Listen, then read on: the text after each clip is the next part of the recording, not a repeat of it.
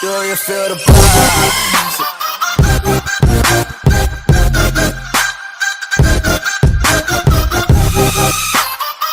In this age of digital cameras, mobile phone photography and Instagram, what role the humble artist with his paints and brushes? Study Martin Tomlinson's motorsport paintings and the answer stares right back at you.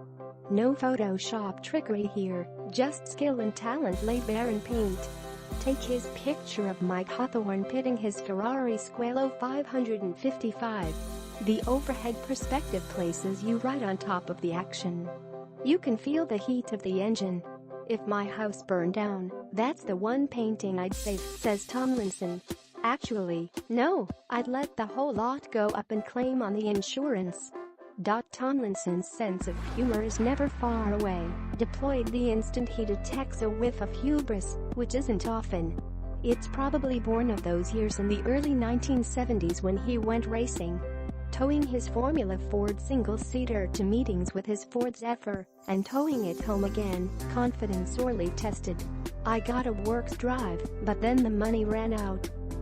Before that, he studied fine art at Harlow Art College, where he found himself painting against the tide. I wasn't sure what planet the tutors were on, but they taught me nothing about the subject, he says. Instead, I learned that passion for what you're doing can take you a long way. I'm virtually self-taught. Paying a mortgage and raising a family meant abandoning a career in art while he developed his graphic design business. He continued to paint, though, and remained active in the racing world, commentating at Brands Hatch, and, with the exception of Giuseppe Farina and Alberto Ascari, witnessing every Formula One world champion in action. Slowly but surely, his twin passions, painting and racing, came together.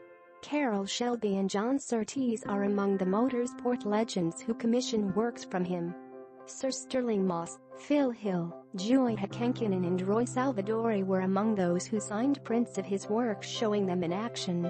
Now aged 67, Tomlinson has for the past 3 years given his business interests a backseat as he turns his attention squarely to painting motorsport. He reckons he's produced more than 100 works in this period. His clients have included Moss, former F1 driver Mark Blundell, Zach Brown, the executive director of McLaren Technology Group, and former Dragons Den star Theo Papidis.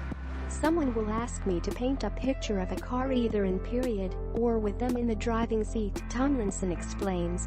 I do lots of research, not just of the car but, if the context is a famous race or a racing track, of the event, because my clients are sticklers for detail. Tomlinson then does a pencil sketch to plan the composition and check that it all works. Now it's ready to paint.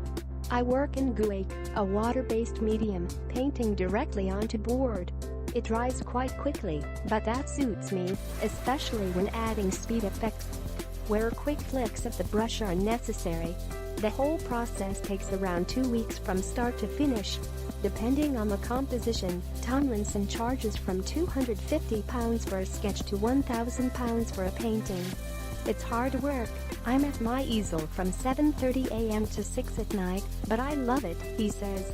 My partner says I'm grumpy, though. She'd like me to paint flowers but I won't. Speed painters. Tomlinson isn't the only motoring artist able to immortalize yours or a favorite car in paint. Here are 3 more famed art talents.